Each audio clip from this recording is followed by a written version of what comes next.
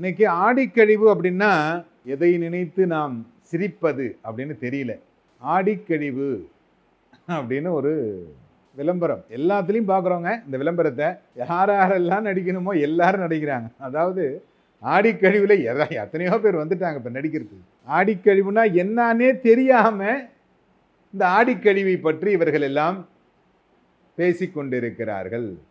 துணி விளம்பரம், நகைக்கடை விளம்பரம், எல்லா விளம்பரத்துலேயும் ஆடிக்கழிவு, ஆடி தள்ளுபடி, ஆடி மாத தள்ளுபடி அப்படிங்கிறது சொல்கிறாங்க. ஆடிக்கழிவுன்னு சொல்கிறாங்க.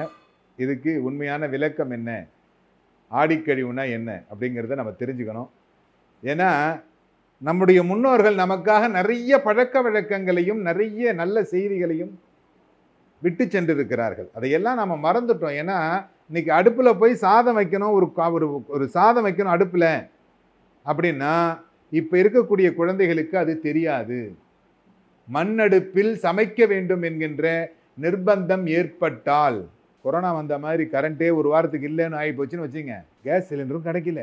ஒரு வாரத்துக்கு கரண்ட் இல்லைன்னா கேஸ் சிலிண்டரும் கிடைக்கல, பெட்ரோல் இல்லை, டீசல் இல்லை அப்படிங்கிற நிலைமை வந்தால் இவர்களுக்கு அடுப்பில் சமைப்பதற்கு தெரியாது, பாரம்பரியமான உணவு முறைகளை தயாரிக்க தெரியாது.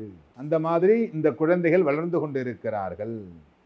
அதனால் இவர்கள் எதை கூறினாலும் நம்பிக்கொண்டு வாழ்ந்து கொண்டிருக்கிறார்கள். சினிமாக்காரவங்க என்ன சொன்னாலும் நம்புறாங்க. உலகமே சினிமாவை நம்பி வாழ்ந்து கொண்டிருக்கிறது. ஏன்னா அவங்க சொல்றது தான் உண்மை.